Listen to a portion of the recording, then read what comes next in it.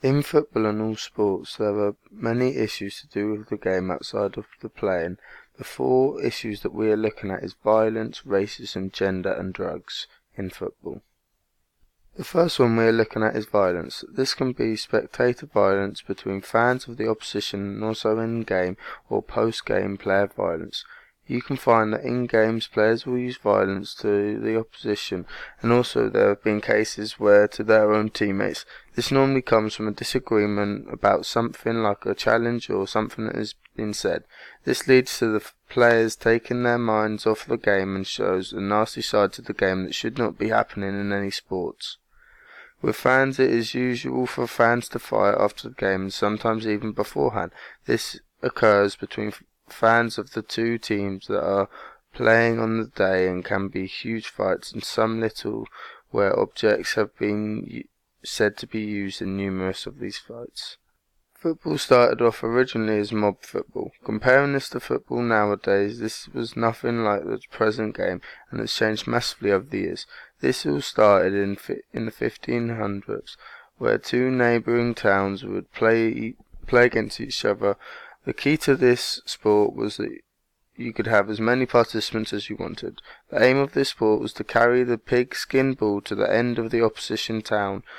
With this sport, there were not really any rules, and the only ones being in place was murder and manslaughter being prohibited, and with the ball always anywhere where acceptable. This sport is thought to be the start to football and is in fact still played to this day in Derbyshire, running for 2 straight days with 8 hours spells on both days from 12 p.m. to 10 p.m.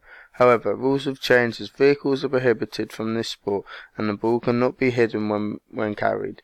The violence in this game would have been very high due to it being such a big location where there weren't really any referees to stop fighting, and the fact that the only rule that applied was you can't kill means that everything else is pretty much acceptable. The name mob shows that it wouldn't have mattered, as well as mobs weren't normally known for fighting, so all players would have been violent, yes some more than others, but it would have got very heated between everyone playing. In football, the amount of violence in the men's game compared to the women's game is very big, as there is a lot more violence in the men's game than the women's game. This doesn't necessarily mean that there isn't any violence in the women's game as there is, but in the men's game it is a lot more common for violence to occur. When violence occurs in the games, this affects a wide range of people, from the players and officials involved in the game, and then also to the fans and the police at the game. The ways that this can affect the players can be from different ways, with them using violence in the game, and this can lead to bans or fines. For example, during the 2014 World Cup, Luis Suarez bit Giorgio Chiellini in a group stage game. Not only does this affect the player with what people think about him and leading to people hating him, it also led to him getting a 4-month ban from football and also having to pay a fine around £70,000 to the FA. When violence like this happens, this affects the referee as if he sees something like this in the game, it leads to them being put into a position of sorting it out and making a decision on what needs to happen to the players involved. Violence can also affect referees, as it can be aimed towards them. This isn't as common as player-to-player violence, but there have been cases where players have pushed, hit or kicked the ref out of frustration towards a decision that they may have made against their team or them.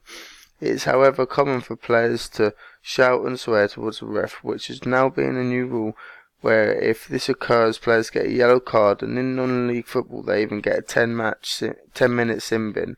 Fans are affected by violence in the game, as they can find themselves or the team's fans in general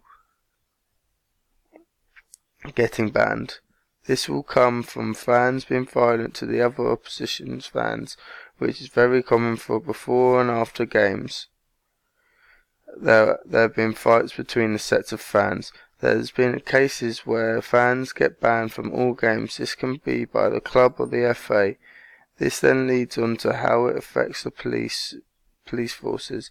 This is because the more fan violence there is, the more police are needed. There didn't used to be any police force involved at football, but nowadays there is a lot, especially if it is a big game like a derby or a final. You can find that police kettle the fans away from the stadium to the ground and back to prevent them from causing any havoc in their rivals' towns and starting the fights. There have been many reasons into why violence occurs in football, and the main reason being down to frustration due to various causes in the game, like the referee's decisions in the game, where they give decisions against you, and that the players, fans, and managers may believe that shouldn't have been given and is unfair on them. Another being the opponent. This can be from either them winning the game or them doing actions to wind you up that may anger you.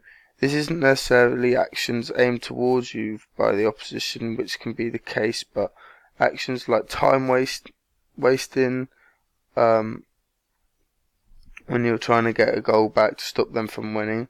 Also, frustration can come from there have been wasted valuable chances and regretting it, and felt they have let themselves down and the team down, where all they want to do is make up for it, but they can't at this moment in time, and it is frustrating for them. And finally, the situation of the game can frustrate the players and managers, as it could be an important game that means a lot to them, so losing it makes it even worse than a normal game, and even more annoying for them, as it means so much more to them and can feel like all the hard work that they have put in place has come down to nothing and had no reward for them. Following on from this point, the situation of the game can also mean emotions are high, which can play a huge factor into violence occurring, as when it is called emotions running high. This is where, because of the emotions of the game being high, this can lead to violence from the fans or the players.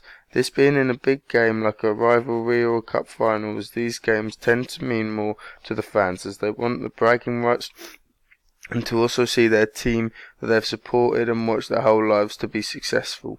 With the players, they will want to perform well and win for the fans, and to also give them something to be happy about and show that all of their hard work has paid off. This is why the meaning of the game and the emotions are higher, and it means more to them. That this can also lead to more violence from the players and fans. In big games like this as well, you can find the pressure can get the better of them due to the fact it being such an important game, especially for the less experienced players that won't have been involved in such big games. They can find that the pressure leads to them not performing as well, making mistakes, which can frustrate them and get them annoyed at themselves, and maybe lead to violence. Violence in football is definitely a negative side to the game. It shows a side to the game that no one really likes to see. The negative side to using violence in football is the fines, bans, breaking of body parts, and in some extreme cases, death. It can also lead to jail time for some people that are involved. For instance, in the 2018-19 season, a fan ran onto the pitch and punched Jack Grealish, where he was then sentenced to jail for 9 months. It can also ruin the game, as someone can get sent off, and it leads to the game not being as competitive and take the competitive edge out of it. With this, there is one good thing about the violence in football, and this is the fact that people can let their frustration out at the football, as it is known to be better to let out frustration than keep it all in, so they aren't always frustrated or angry and let it out on somewhere else. Due to violence occurring so much in football, there have been changes put in place to try and limit them from happening. The first being towards the players and the fans, with the punishments being harsher, so with longer bans and more expensive fines. This causing for a reason for the players not to, as they will want to play more football and not pay money, and the same for the fans, as they will want to carry on watching the games and not have to pay fines.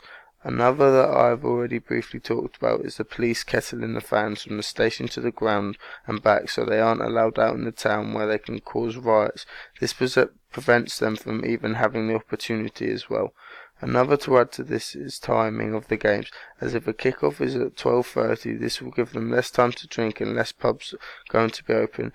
This will then stop the fans from getting as drunk, as alcohol can have a big part into why some people use violence. These changes to the sport have been a good impact, especially with the police getting involved, as the limits them to what they can do. Also, with CCTV now being in place, has them all at a risk of getting caught, meaning that they can get punished. And if people normally get away with it, they will carry on doing it. So if they are caught, this will prevent them, and also maybe ban them, so they can't even get themselves into the position of having to use violence. In football, due to this, there have been many initiatives introduced to the sport. The changes and the sport in not turning into a violent known sport. An initiative that has been put in place is keeping the fans in one section and away from all of the home team fans. And also they can keep them away from the rowdy fans of the home team. So for example, they'll put the family stand next to the away end. Another the FA have put in place is alcohol being banned inside the stadium, so they're limited to the amount of time that they can drink and can't drink too much at once, and will have breaks when the football is being played. With the addition of CCTV as well, they have it all around the stadium, and from the stadium to the train station and all around in town, so if there is something to kill off, they can find out who did it on CCTV and take further actions. If these changes hadn't been put in place, the sport may well have had to be abandoned due to the injuries and deaths involved. This would have been the case for the women's game, as there isn't as much violence, but they still have been affected by it all, as the police do not want to take any risks, so the extra police and safety have been added to their game.